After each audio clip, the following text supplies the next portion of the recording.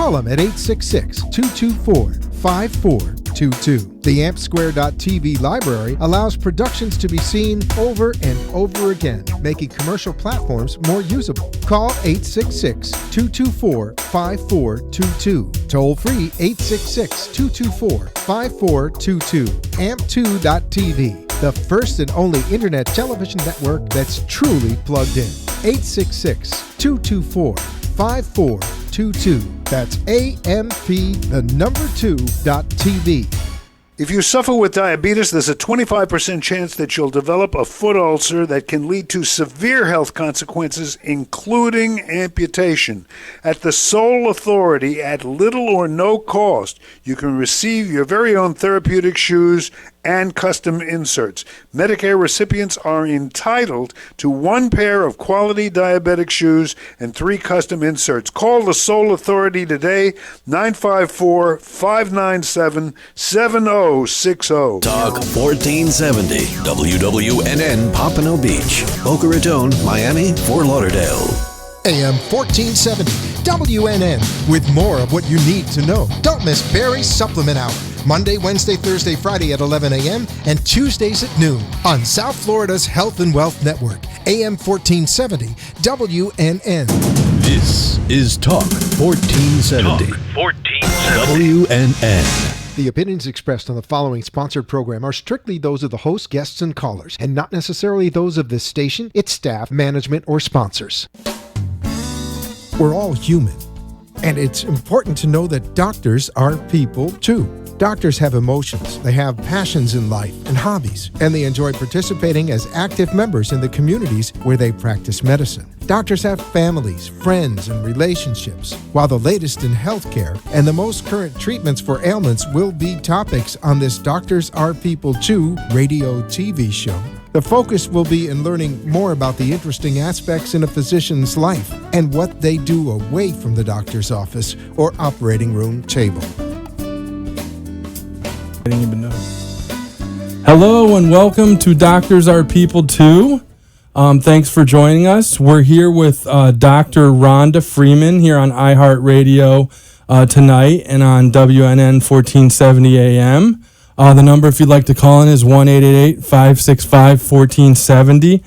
Dr. Rhonda Freeman, thanks for joining Doctors Are People Too. How are you tonight? I'm great. Thanks for having me. Well, thank you for coming along on this health adventure. I've wanted to have a neuropsychologist of your expertise on for a long time. I've known you for a little while, so I can tell the listeners personally that, you know, you're very young and energetic doctor.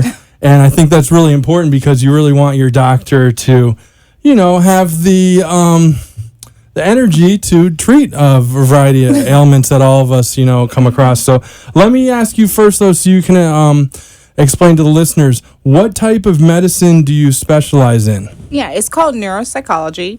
And basically what that means is that I look at why people are having trouble with either their memory, their thinking, their behavior, or their emotional status. Okay, so this deals with a lot with the brain when we hear neuro and psychology. Definitely. Mm-hmm. Okay, now how did you get into neuropsychology? Because until a couple years ago, I didn't even hear anything about neuropsychology. I guess it's kind of a growing field. It is growing, yeah. It's been around for a while though, but it's definitely getting more attention. But for me, actually, I was going to be a general psychologist. I wanted to do therapy. I just had a hunger to get out there and help people who had emotional problems. And then I took a year off between my graduate school and undergrad, and I worked for a year in a psychiatric hospital. And it was really tough. It was really difficult, and I was actually starting to get burnt out, and it was just a year of working there. And so I found neuropsych, and I had so much energy for it because it was all about the brain, and it just touched me. It was made for me. Excuse me, what kind of ailments do you treat? What are your areas of interest? Because I know neuropsychology is kind of it treats a broad spectrum of the brain. Yeah, we do. We look at, we treat everything, but the areas I'm most attracted to are the dementias, of course, conditions like ADHD, brain trauma. But then on the side, I'm also very interested in personality disorders and how they impact not only the person with the disorder, but their family and their work colleagues. Now, I want to get into a lot about that. I know we have a lot of questions about the neuroscience behind breakups. But before I forget, I just want you to share with the listeners the name of your practice, website information if you have a location, and office phone number. Yeah, definitely. Our group is called Sunrise Medical Group, and our website is Sunrise Practices. Sorry about that. And we're in Pembroke Pines. My number is 954-437-4000. Okay, so that's www.sunrisepractices.com. And then you said 954-437? Yes, 4000. 4000. Okay, I'm going to get it right the next time. It's okay. Now, where did you go to medical school, and what type of training does a neuropsychologist have to go through, to be an expert in this field? Yeah. Well, we don't go to medical school. We have graduate school. And so you get a master's degree and then a PhD or a PsyD. My degree is in clinical psychology, but the whole time my emphasis was in neuropsychology. So it was Drexel University. Oh, wow. At Drexel in Philadelphia? In Philadelphia, yeah. Wow, that's a prestigious university. Yeah, go Dragons. Awesome. I think we had a doctor on here not too long ago, Dr. David Weissman from Tenet Florida Physician Services. I'm pretty sure he went to Drexel. Oh, my gosh, I didn't know that. Yeah, Okay. good medical school. Well, just the fact that he went to Drexel, I'm excited about. No, I've heard it's a great medical it's school. a good school. No, yes. I've heard that's great. Yeah. Now, and they're also known for, they always have a NCAA basketball run in there. Oh, I've seen Drexel many times in the 64 there in the NCAA tournament. I'm pretty sure that the person who is a manager for the basketball team, I may be using the word wrong, he actually used to run our neuropsychology program. His name is Dr. Eric Zilmer. Oh, wow. Small I world. don't know if Dr. Zilmer still runs it, but I'll check it out. Full circle. Yes. And that's in Philadelphia? That's in Philadelphia. Wow. What was that like going to, college there in Philadelphia? Pretty happening town. I haven't been there yet. It's on my list. Philly is the best. It is the best. Great football, great town. Culture's great. The weather's not so great, but the people are wonderful. And I hear that and I'm a history buff. I hear that's the place I have to go in the U.S. besides like Washington, D.C., of course, New York, Chicago, the big cities, but great history in Philadelphia, obviously. Definitely. Good to know. That's what I like to do on Doctors Are People, too. Sometimes I like to, if we get on something that's kind of off the script, we talk a little bit about that. I think that makes it a little more personable for the listeners. And if you're a listener, you can call in. We'll have Dr. Rhonda Freeman here for the next 20 minutes or so. The number is 1-888-565-1470. Now, I want to also talk with you, and one of the reasons I really wanted to have you on the show was you're a writer, I'm a writer. I want to know what you have on the horizon. I've heard that, Psychology Today is a huge magazine, and let's start there. But then after that, Huffington Post, who I've always wanted to get something, and I read them constantly. So tell me about your passion of writing, and then how this came about being a future contributor, or if you've already started with Psychology Today. I haven't had a chance to research that. Yeah, I've been with Psychology Today for over a year, and Huffington Post for just a couple months now. But I've only probably put 3 articles out there. But the thing is, with patients, I give them information, educate them when they're with me, and one of the things they say is, well, I didn't know this before, or why aren't I aware of this, or why isn't this out there? And I thought, well, why shouldn't I put it out there? It shouldn't just be information I give to one person, but I can educate a lot of people about concerns and worries that they have. And so that's why I started writing for both of those organizations. So do you do mostly neuropsychology articles or about the brain and I guess like you said before, disorders? Yeah, exactly. Yeah, I write about the brain, personality, and relationships. And relationships, that's one thing I really wanted to touch on. Before I met my wife, I was in 6 2-year relationships, so I'm sure we could use me as a specimen to analyze here. But let's talk a little bit about the neuroscience behind breakups, because until I started reading some of the stuff that you've done, I never really thought that there was, it makes sense, but I never really thought there was a whole thought process behind breakups. Starting with that, let's talk about why is it harder for some people to get over someone in a relationship than others? Like I said, I had 6. A couple were really tough. Some where I just was able to, go out on my own and find more fish in the sea, if that's the term. Exactly. Yeah. It really depends. It's all about the chemistry at the time, the connection you have with the person. If the bond was extremely deep, if there was, upheaval within the relationship, so many factors makes a difference between an easy breakup or hard breakup. And the brain always is what's having the reaction. So it releases all this chemistry and hormones, and that's what gives us feelings of craving the person or hurting, like a broken heart sensation. But the brain is great at kind of pulling all that back and getting itself back on track after a few weeks, a few months. Yeah, it's funny how that happens because, obviously when you break up with someone, it's the end of the world that day. And especially, I think as you get older, it kind of gets easier. But when you're young, I mean, it can be tough between, I'd say, the age of 16 and 26. But, in the end, there's more fish in the sea, and you should always, take care of yourself first, or if you have to, even go see a doctor or psychologist. I'm sure Dr. Freeman could help out with that. Now, I always wondered, too, do you almost in a way, I don't know if addiction is the word here, probably not, but do you become addicted, comfortable with that person, habit forming? Is that something that can kind of hurt when there's a breakup? I mean, you're in the same pattern. Is that? You're exactly right, David. And addiction is the word, but not addiction in maybe the bad way that we think of, like drug addiction.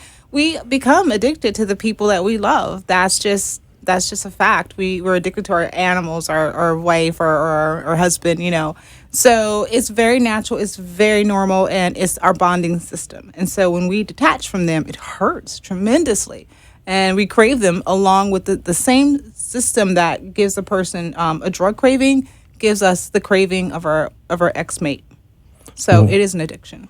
Wow. That's fascinating. Now you treat that at your practice? We don't treat it at Sunrise Medical. I tend to be on the evaluation side, and I find it kind of by accident because the neurologist never, write me a script for, referral for a breakup. As far as going to breakup. No, I get them because, the person is depressed. They're very anxious, or they're having cognitive problems, because the frontal lobes can get impacted, and it's hard to think. It can be hard to concentrate, hard to remember. And then that's how I end up seeing the person. And it's through the long interview process. Neuropsych takes a lot of hours. And so it's through that process I learn that that's what they're going through.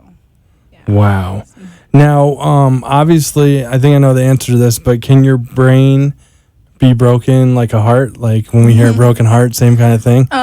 It can temporarily be thrown into a kind of a crazy state. But as I said, the frontal lobes of the brain, it puts it back in balance, except when there's trauma. So if you were with a partner who abused you, or a partner who was very, very callous and harsh, then those individuals tend not to bounce right back because their brain has actually been damaged in some way by that relationship. They tend to need therapy to help them through it. Wow, and I've actually seen that firsthand when I was a writer.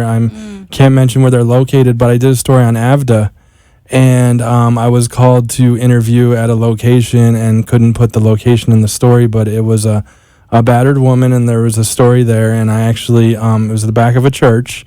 I do remember that, so that's the first time I really saw it firsthand.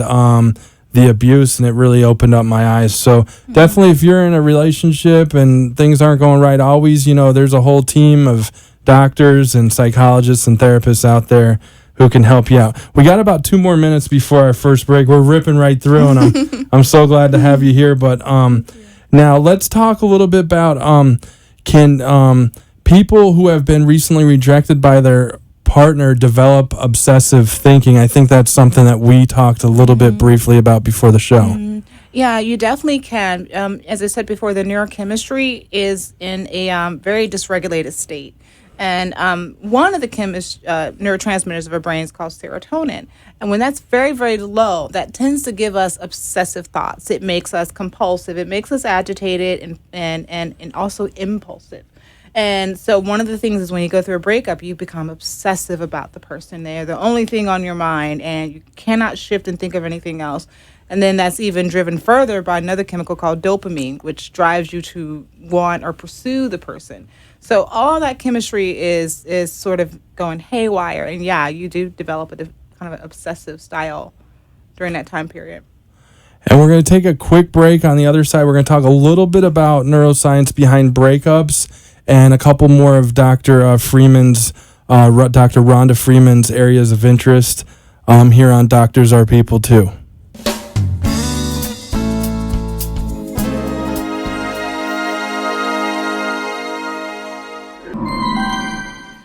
Hi, my name is Dr. Rahul Agarwal. I'm an interventional cardiologist in Jupiter, Florida. I did my medical school at the University of Florida and my internship and residency at the same program. I did my chief residency also at Shands, and then did my cardiology and interventional cardiology at Wake Forest University in Winston-Salem, North Carolina. I specialize in general cardiology, interventional cardiology, and nuclear cardiology. Even though I'm an interventional cardiologist, the majority of my practice involves general cardiology. General cardiology is a pretty broad spectrum in that it involves rhythm problems such as atrial fibrillation, heart disease such as coronary disease, congenital heart disease, high blood pressure, and cholesterol problems. I do procedures such as cardioversions, which involve trying to convert the patient back to a normal rhythm if they have an arrhythmia. Also deal with plumbing problems such as the coronary arteries, which if they're blocked, I can do angioplasty and stents, which involves balloons that open up the arteries. And these stents act as scaffolds that keep these arteries open. I really do believe in preventive medicine, and one of the areas that I really focus on is diet. One can really get caught up on the pills aspect and the exercise. And diet we talk about a lot, but unless one really has some guidance as to where to go with diet, it can be quite difficult. So I do give my patients homework in terms of books or movies that they can rent or obtain so that they can get educated. Our cardiology office is located in the Abacoa area of Jupiter, Florida, conveniently located between two of the local hospitals. We provide echocardiography, stress testing, ultra monitoring, and general cardiology office visits. We really pride our practice in its staff. We're very courteous and professional. We believe that under our care, you'll feel the same way too.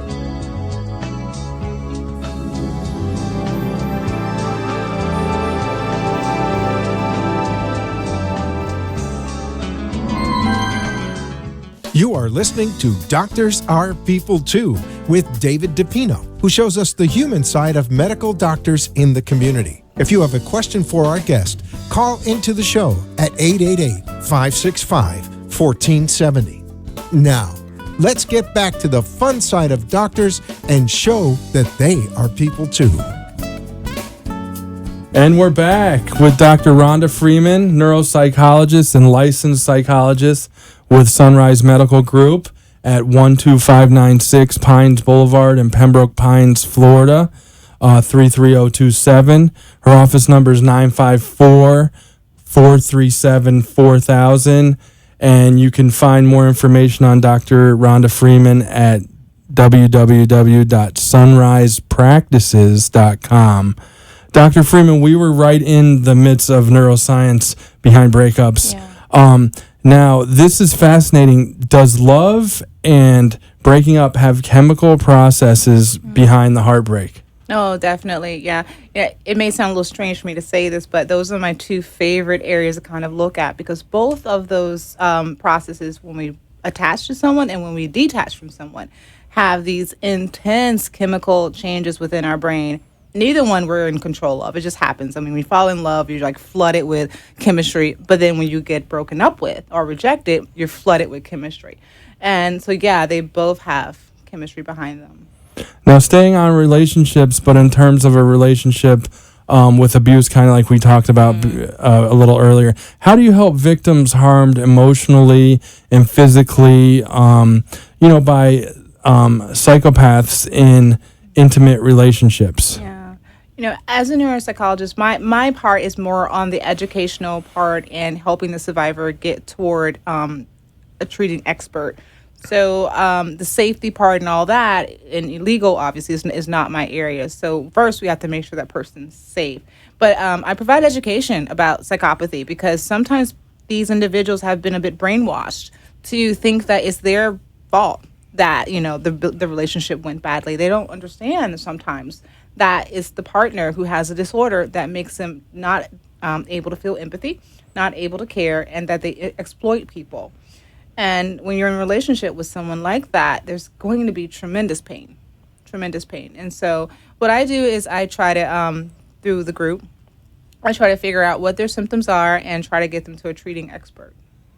Now, I'm going to try to get it right this time. What's that? Psychopathy. Yes. Yay, the third time. Dr. Freeman taught me during the break, but I still butchered it there. That's perfect. Psychopathy. Mm-hmm. Now, you do work with a nonprofit organization. Tell me a little bit about that. Mm-hmm. Yeah, the name of the organization is called Aftermath Surviving Psychopathy. And it's a group that's run by a group of psychopathy experts. They're psychologists who are researchers. They've published quite a few books. Some people may be familiar with them. One one of the researchers, his name is Robert Hare, and he published a book called Without Conscience, and it's about the behavior of psychopaths. And then there's another expert. His name is Paul Babiak, and he published a book called Snakes in Suits, When Psychopaths Go to Work. And so the members of this group are just wonderful individuals. They try to educate the public about psychopathy because this condition can cause a great deal of harm, not only to their intimate partner, but to society as a whole, because they like to be in leadership positions. They like to be in positions of power and control. And so, unfortunately, we see many psychopaths in political positions. We see them as CEOs, attorneys, positions where they hold a lot of power, and they can cause, unfortunately, a lot of harm. I don't want to go there, but I think we may have something going on in the election cycle with that. But let's just keep on the topics. You created an educational website to help victims of abuse understand the neuroscience behind trauma and behavior of psychopaths. Yes. Mm-hmm. Now, please tell us a little bit more about that, the name of it, and how we can take a look ourselves. No, thank you for mentioning it. It's called Neuro Instincts. And it's a website where I give education about individuals with psychopathy to survivors. So these people have been through relationships and marriages where they've been, some of them abused physically, some of them abused psychologically, manipulated. And I let them know the neuroscience behind psychopathy, but also a little bit of the neuroscience behind some of their symptoms. Because sometimes, they're wondering, why am I feeling attached to this person who was so cruel to me? And the thing is, when we go through the detachment process, the brain doesn't care if that person was a good partner or a bad partner. All it knows is, whoa, we're being detached from, go get that person back. And for a person who's been abused, that's the worst thing that can possibly happen because we're naturally built to want to reattach. But, we shouldn't reattach to an abuser. And I always wondered why someone would go back and back again, but that you just explained it so perfectly. Listeners, we're so lucky to have Dr. Rhonda Freeman here. We only have about 8 more minutes, so if you want to call in, 1-888-565-1470. Now, I was also asking you during the break about a sociopath, and you said something interesting that's kind of a term that's being phased out, and that's why we were talking a little bit there about psychopath. Mm-hmm. Yeah, okay. Yeah. When you look at the research literature, for example, go to PubMed or NIH, you'll see that if you put in the word sociopath, it'll turn your term into antisocial personality disorder, because that's the word that we typically use when we're speaking about that group. Psychopaths is a little bit different. Psychopaths is a condition that tends to have similar neurological underpinnings to it. And sociopaths, on the other hand, which is called antisocial personality disorder, have many reasons that they have those behaviors, whereas psychopaths tend to have a certain brain disorder. Wow, that was amazing, the whole neuroscience behind breakups. I think that we're going to have you on in the future to talk a lot more about that. Thanks, David. I appreciate it because I've wanted to have you on for a while about that. Now, we only have a few more minutes. We've ripped right through everything. I want to talk a little bit about Alzheimer's disease because it's something that's so timely right now. We just had Pat Summitt, the famous University of Tennessee basketball coach, legendary, had most wins in the history of NCAA basketball, passed away a few months ago from early onset dementia, which at the time when I heard that, I didn't know that was a type of Alzheimer's disease. So what is Alzheimer's disease? What's the latest? Do you treat it, et cetera? Tell us a little bit about your, I guess you do a little about Alzheimer's research. Yeah, I do. Alzheimer's, you probably are aware because you had lots of neuroscience people on the show before, but it's the most prevalent form of dementia that we have. The onset of, the age of onset is around 65, and it tends to attack memory. So the person will have significant difficulty with their ability to recall recent information. Long-term information tends to be fine for a while, but short-term is tremendously impacted. We don't know what starts this process, and I treat it in as far as I provide the evaluation for it. And so what I do is I get the evaluation, and the doctor's not quite sure we're dealing with the precursor to Alzheimer's stage, or some other kind of dementia. And so the neuropsych is what determines, what type of dementia we're dealing with. And then it's the neurologist that at that point provides the treatment. So the neurologist will give the medication, and help the patient and the family. I also, though, come back in and I help the family understand the stage that the person's in and what kind of resources that person might need. For example, it may be time to discontinue driving because the person's not safe anymore. Or it may be time to have an aide come in because they may be accidentally double dosing their medications, because they can't do their medicines on their own. So that's where neuropsych comes in to kind of help to make sure the patient's safe. And from a research standpoint, our group is really lucky to be able to be involved in a great deal of pharmaceutical clinical trials. And so we get to see drugs that are not quite on the market yet. Well, they're not on the market yet, but some of our patients have been, wonderful enough to sign up for some of those studies, and they are taking their research drugs. And so what I do is I'm one of the evaluators. So I'll test the patient to let the drug company know whether or not the drug is working or not. But I'm blinded, so I have no idea whether or not the person I'm sitting with is taking the drug. So, I just provide the testing and give the results to the pharmaceutical company. And that's how you get the best results, because you're totally objective. You're not one way or the other. Now, you said it perfectly. So the neuropsychologist's job is to evaluate and test, and then they work on the team with the neurologists who provide the treatment. Do I have it there That's correctly? Exactly right. Mm-hmm. Awesome. Yeah. And sometimes for the general public, we're not all doctors, so you have to put it in layman's terms for us, especially for me, because I'm a writer. But I also want to talk to you briefly. I didn't have send you this question earlier, but I'd read recently about Alzheimer's disease and this sundowning, how right before, I found this fascinating, right before the sun goes down, there's a change in the brain. Can you talk just briefly about that? I know I didn't ask you about that before. It's okay. Some individuals, when they have the condition, they start demonstrating behavior changes and they become disoriented. They become confused. And it's called sundowning because it tends to happen in the evening time. During the day, they're not as confused. But then when night comes, they tend to just go into this state where it's a lot more difficult for them to navigate things, understand things. Behavior changes start to happen, and then the next morning they're back to normal. Yeah.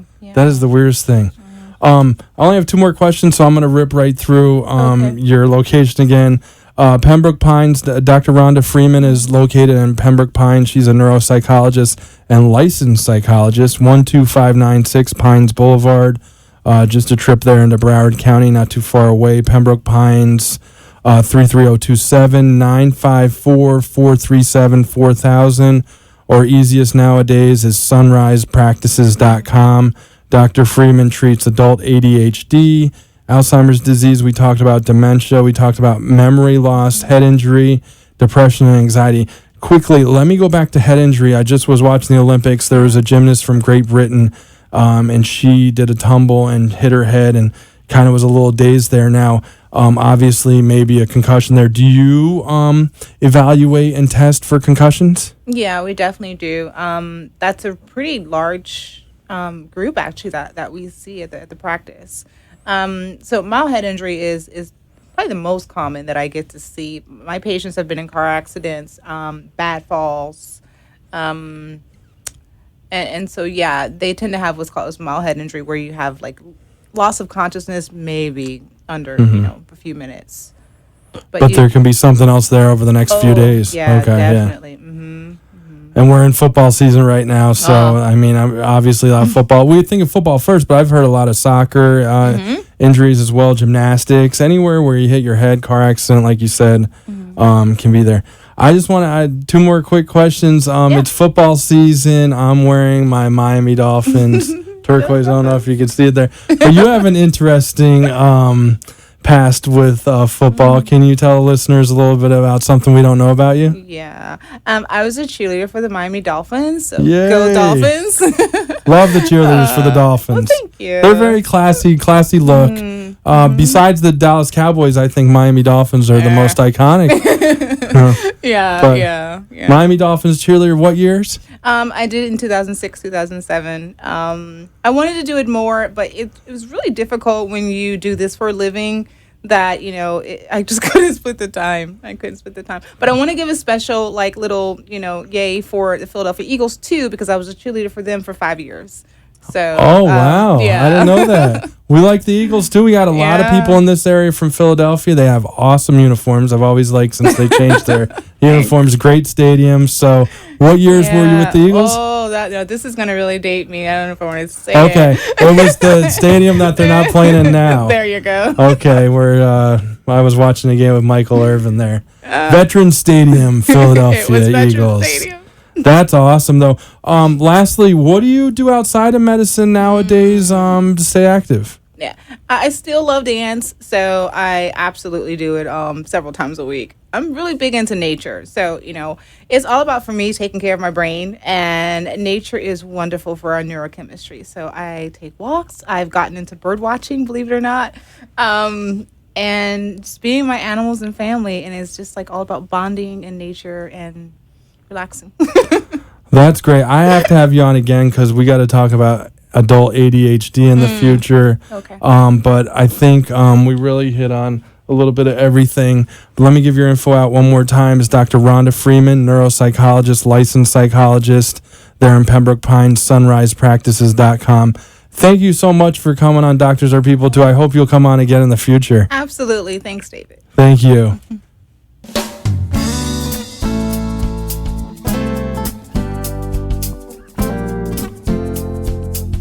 I make a dinner for me and my girlfriend. We ate, we enjoyed. The dinner was very good. She was ready to go to sleep. I said, okay, I'm gonna stay on the couch a little bit to watch TV. I started to feel something in my throat, I was choking, and all this other, I feel the pain, the sharp pain, like somebody put a knife in your back and open and do like this. That was when I called my girlfriend. I said, you have to take me to the hospital. I couldn't die. When they were doing the test, they saw something was weird. My valve was ripped. I said, God, please help me to get out of this. Dr. Bayo was on call. He was who performed my surgery. I described like an angel. I described he was there to do that for me. My girlfriend, my son, he told me when they saw him getting out from the operation room, he was sweating. He was tired to be there for 10 hours. For me, it's unbelievable. I can walk, I can exercise a little bit, and I can drink red wine, that light red wine. Of course, 1 glass or 2 glasses. I see the life different.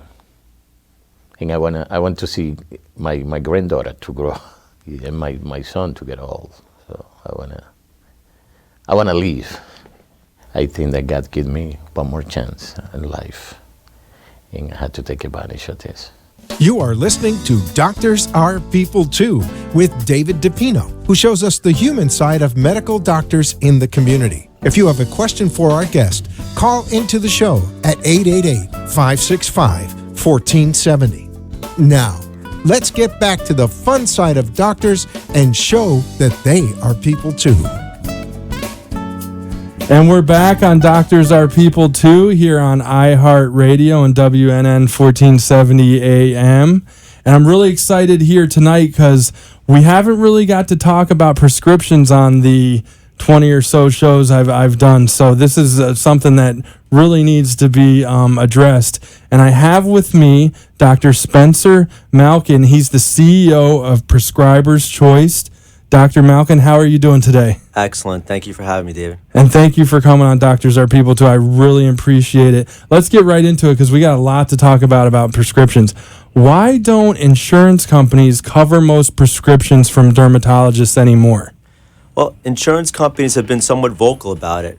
They don't view dermatological conditions as life-threatening, and so they feel justified in either increasing the copays or bumping many of the prescription medications off the formulary and having the patients pay out of pocket.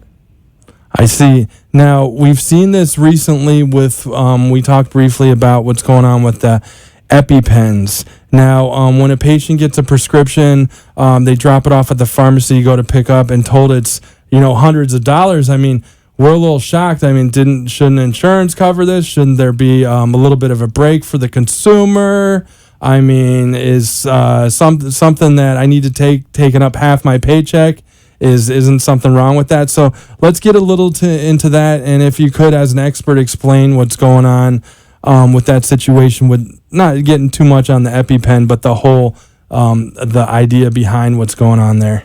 Yeah, it's a sad commentary on the status of our healthcare system. So take the EpiPen first. You're looking at a manufacturer that could basically go unchecked. We are in a capitalist society, so they do have the right to charge what they feel is necessary. But in my opinion, there's a difference between charging and being profit-centered and then also price gouging.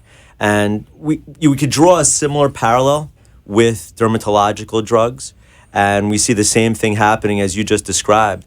Doctors will write prescriptions that they feel are in the best interest of the patient, regardless of whether they're branded or generic, and the patients are showing up to the pharmacy only to be told that that particular medication requires a prior authorization from their physician or is not covered at all, and that they're forced to pay hundreds, if not thousands of dollars out of pocket if they want that prescription dispensed. And it really makes it all but unaffordable for the majority of the population here. So dermatologists are left with a big quandary. What do? How do they practice?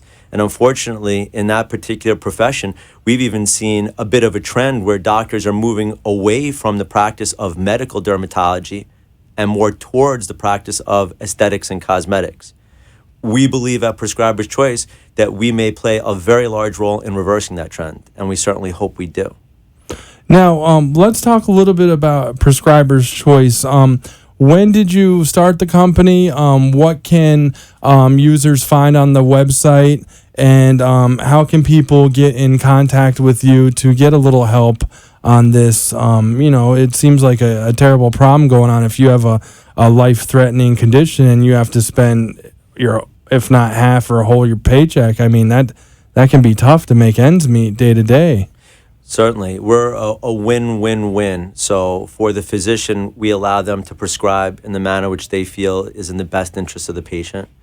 For the patient, they get to skip the trip to the pharmacy and they get alleviated from the burden of having to deal with medication substitutions and waiting around for physicians to complete the very time-consuming and difficult prior authorizations.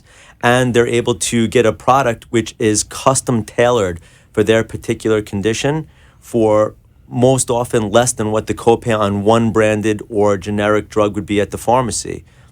Plus, we're not billing anything to the insurance carriers. So the patient wins, the doctors wins, and the healthcare systems win. Our site is really geared more towards physicians because they're really our end consumer. The patients are their end consumer.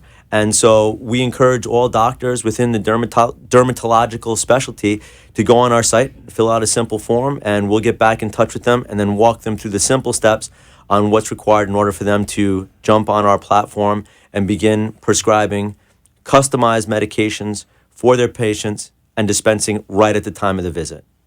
Now, I see here also that this is already being done, obviously, in Florida, but 17 states in total that, with plans in action to, help dermatologists get the reasonable priced medications to their patients. So you're across a certain region, or is it global?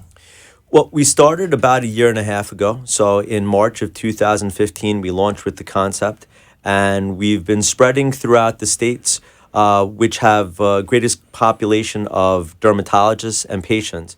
But the plan is by the end of this year to be completely nationwide in all states that permit physician dispensing.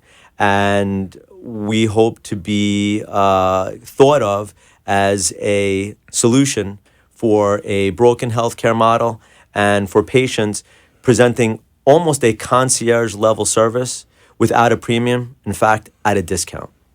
Nice. And now I just had to dealt with this recently because I had to go see a dermatologist for poison oak, poison ivy possibly, and a spider bite that I got on my leg. I had no idea that I got it, so I had to go through the whole process and get put on, as we talked about before, a cream that that had to be put on the actual bite there, and then a prescription as well. So luckily my insurance was good for this time, but hearing these horror stories about the EpiPens and other things is kind of scary to the consumer. So I'm glad that your business model is helping out physicians and patients find the medications that they need to get better. So I think you're doing a great thing there. Thanks. And once again, the website is prescriberschoice.com, so everyone can take a look on there. Now let's talk a little bit about the patient side of this. Obviously, this is a physician. It's more of a physician-based site. But can we go to our dermatologist and say, "Hey, can you take a look at this website? I think I'm having a little hard time getting the medication that I need. I can't afford it." Is that something that we can go personally and talk to our dermatologist about? Absolutely. I love your idea. We should make you head of marketing. I'm good at PR and marketing. Yes, please. We encourage all patients to go to their physicians and encourage them to go to the site and sign up. Current convention right now, statistics show that up to 70% of patients within the derm specialty, when presented at the pharmacy, don't fill their original prescriptions. So, if you look at it, the most powerful tool that a dermatologist has to treat a patient is the ability to write a script and to be able to have the patient fill that script and be compliant. But with that statistic being in play, really, dermatologists are left without that bag of tricks with which to work with. We reversed that. And so not only can doctors still prescribe commercially available stuff, but now with Prescriber's Choice, they have the ability to customize the medications, personally tailor to them to their patient's specific conditions. And there's really nothing more valuable to a doctor than to be able to effectively treat their patient with the appropriate meds. The key word there is customized, because everything is getting so specialized, and the reason that we've seen on this show with Doctors Are People too, how specialized, customized medicine can help you get to the root of the problem a lot quicker than, say, the way it used to be. We're really evolving in medicine. I want to go back to something you said earlier. You said you're in a lot of the states where there's a lot of dermatologists. Obviously, I'm thinking of the sun states like Florida, California, but could you run off a couple there just for our listeners? Because a lot of our population obviously doesn't live here full time. I have friends from Chicago, New York, New Jersey, obviously California. Yeah, you're picking all the major states. So we pick states with large city centers, highest concentration of people to roll it out in. So you named it. We're heavily concentrated in the Northeast. So you're looking at New Jersey, Connecticut, Pennsylvania. We're in the West and the Pacific Northwest. Everything from Washington State, Idaho, Oregon. We're spread throughout the South, all throughout the South, and then within the Midwest, city centers again. So places like Illinois and I'm struggling to think of the other Midwestern states that we cover, but 17 states in total. They're all on the website, and it's growing and evolving every day. So as we bring on new physicians and new reps, the territories expand, and we hope to be nationwide by the end of the year. Now, it's prescriberschoice.com is the website. Just plug that in your browser. So www.prescriberschoice.com. Now, is this model something that can help patients and physicians outside of dermatology? Yes, we have plans to roll this out to a number of different specialties. One of particular interest is for sinus infections. So sinus infections is one of the most common causes a patient will see a doctor. And unfortunately, there's a continuum which is not the ideal for a patient. Typically, patients will present, and sometimes they're slightly misinformed. So typically, they'll try and encourage the doctor to write an antibiotic. As you may or may not be aware, antibiotics are not always the first line of defense, particularly if it's not a bacterial infection that the patient's suffering from. But oftentimes, doctors are kind of bullied into writing an antibiotic.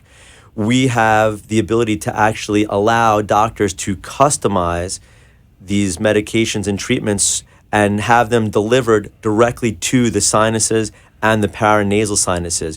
So you'd be able to skip the systemic penetration. You'd be able to skip having the medications go through your first pass metabolism and affect your kidney and your liver, and you'd be able to deliver them directly to the site of infection. Now, regardless whether the infection is going to be bacterial, viral, allergic in nature, the doctor can determine that and then create the customized formulation to be able to better treat the patient. Plans right now, though, are to try and reach max capacity within the derm specialty. We'd like to reach critical mass and have that very well developed, and then the plans are to start breaking into other specialties like internal medicine and otolaryngology. And then beyond that, the sky is the limit. Podiatry, neurology, orthopedics. There's quite a bit that we hope to accomplish, and as we grow and the concept becomes more a brand name, so to speak, and we have better brand identity, we plan on rolling out all these additional products. And we're here with Dr. Spencer Malkin, CEO of Prescribers Choice, and that's prescriberschoice.com. We're going to take a quick break, and on the other side, talk about, again, why this is right for patients, how does it save the physician time and money, and is in-office physician dispensing legal? That's a huge topic, so we'll be right back on Doctors Are People Too.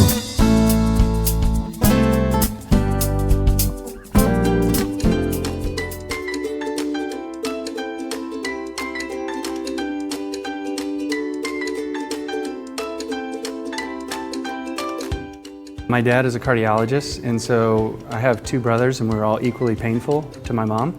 And so to get us out of the hospital, we would go on rounds with him on Saturdays and Sundays in the hospital back in Oklahoma City. And we used to, race wheelchairs down the hallways from the time I was about 6 years old. When I was a freshman in high school, I got to watch my first heart transplant. But I think what really kind of made me want to be a doctor was around the holidays. The house always filled up with tons of gifts from thankful patients, and to impact people's lives like that in a positive manner was something that was very exciting to me. I'm very patient-oriented. I care about the patients both professionally and personally, and not only about their result, but also that I'm passionate about new technologies. I'm passionate about research, and I'm passionate about offering them the best technology available with the lowest risk and with the best outcome. What you want in a physician is someone who is personable, works as a team, embraces new technology, is clearly accomplished, but I think most importantly is somebody who you get confidence in. And the way I would have confidence is if I had a condition, I would read as much about it as I could before I showed up, probably off the internet, and then ask very directed questions.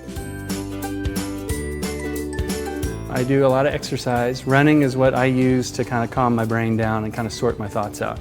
So I enjoy, I just will put my shoes on and go for a run, and then I do mix in a little bit of yoga, something probably not many people know about me. I keep that on the down low, but so I do some yoga, and I go to the gym like most people.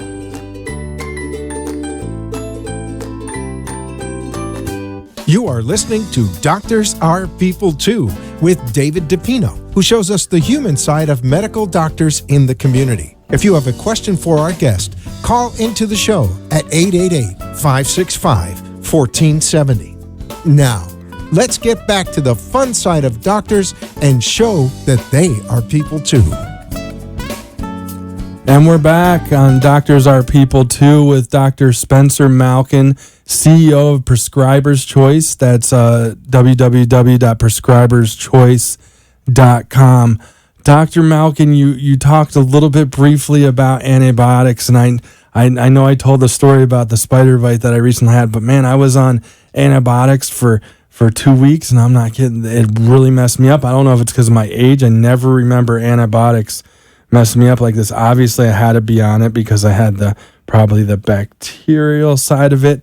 But let's talk a little bit about that. Being on, let's make sure, if we're a patient, obviously we want our doctors to know, and they're all experts in their own rights, but we want them to know, hey, if they don't have to be on an antibiotic, this patient, maybe it's something else they could be on that'd be more helpful, less costly, or that kind of thing. Yeah, absolutely. Antibiotics certainly have their place in society, but, and it's a big but, if one, they're not required because it's not a bacterial infection, or two, if there's a way to be more appropriate and direct by not having to go the oral route, certainly that is preferable. Most people have probably heard, and if not, we'll throw it out there, that antibiotic resistance is becoming an enormous problem. There are these superbugs out there where already I've read literature saying that there are hospitals that have antibiotic resistant bugs, that there are no antibiotics that can take them down. And so we like to take as holistic approach as possible and being as efficient as possible with the method of delivery and the vehicle. And if we can do that in another way and go more directly to the site, then certainly from our perspective, that's more preferable. And by giving doctors more flexibility and more options, that's always a good thing. So from a patient perspective or a physician perspective, having options is key. And now we also want to talk about, now, do patients really want this kind of service? And if so, why? Yeah, sure. So think about yourself for a second. You go to the doctor, you have a particular issue. Which would you prefer? Would you rather get a prescription that the doctor personalized for you and customized for your particular condition, have the physician explain it to you at the time of your visit, and pay less than what the cost of the drugs that are commercially available will be at the pharmacy? Or would you rather go to the pharmacy and drop off your script and have to come back a half hour later only to be told that this medication is not covered, or that your out-of-pocket expense could be as high as several $1,000s? To us, this is a no-brainer.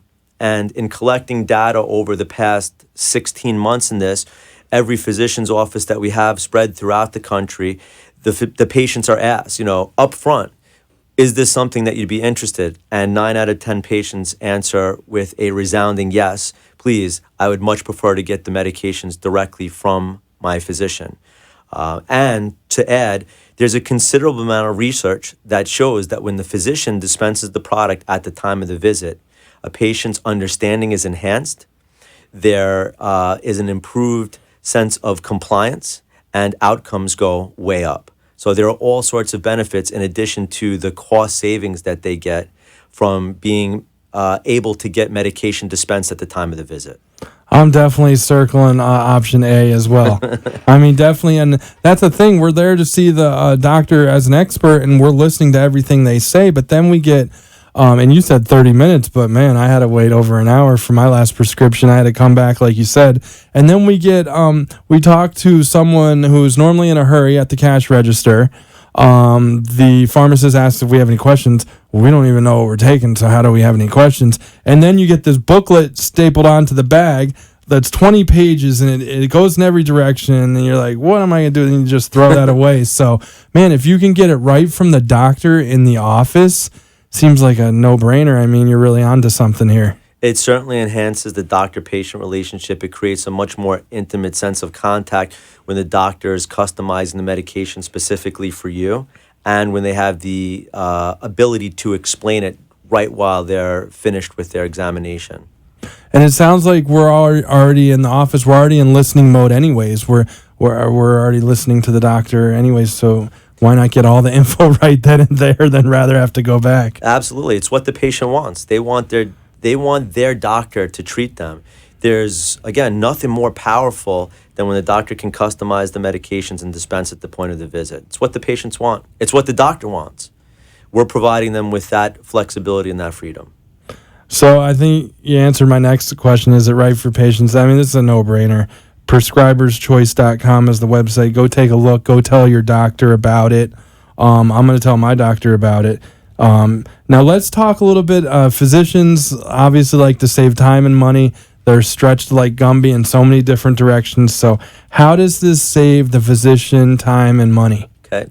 Great question, David. The current statistic is that physicians, not even specialists, but the generalists, so the internal medicine and family practitioners, they spend on average between $70,000 and $80,000 a year in costs associated with people that are handling medication substitutions from the pharmacy and dealing with prior authorizations. So first off, if they can make better use of that personnel, that's a huge cost savings to them. Two is, when they're able to dispense medication at the time of the visit, they're able to cut through a lot of the red tape that they personally have to deal with in hearing back from those personnel and dealing with the pharmacy. And more important than the cost savings for the physician is the ability to better treat the patient. When you're a doctor and you're told that the top 3 medications that you've chosen are all not going to be covered and you're forced to pick an alternative, puts you in an awkward situation. I certainly wouldn't want to be in that position myself. And so cost savings, it's a fantastic opportunity for the doctor's office to cut costs. It's a fantastic opportunity for the patient to save money, but it's also really about the quality of care. And the key word there is cost savings for both the physician and patient, and then also quality of care. And we could use definitely more cost savings in this country. That's my opinion, but I think that a lot of people agree with me. Again, we're here on Doctors Are People Too with Dr. Spencer Malkin, CEO of Prescribers Choice. So that's prescriberschoice.com. This is a question that I was hoping we'd have enough time to get to. I'm so happy that we do, because this is an interesting topic. Is an office physician dispensing legal? Yeah, it's a great question, and it's one that's asked by just about every physician practice that we've signed agreements with. And the answer is yes. So depending upon the state, there are various legalities that we have to take into account. So, we spent about 18 months of doing due diligence, first from a federal level, and then individually state by state, and then drilled down to the Board of Medicine and then the Board of Pharmacy. And within every state except for the state of Texas, there are specifically codified laws that allow physicians to dispense, and we help the physicians navigate the nuances of each of those laws. But the answer to your question is yes, physician dispensing is legal, and they should avow themselves of their rights and take advantage of this fantastic opportunity. Dr. Malkin, you've given us a lot of information, very helpful, and that's a question, that a lot of us have wondered about. So let me ask you, though, you're a doctor. What are you a doctor of, and how did you get into it? Yeah, I'm a doctor of chiropractic. I also have a BS in accounting and management, and spent the last part of 30 years being on both the provider and the supplier side of healthcare.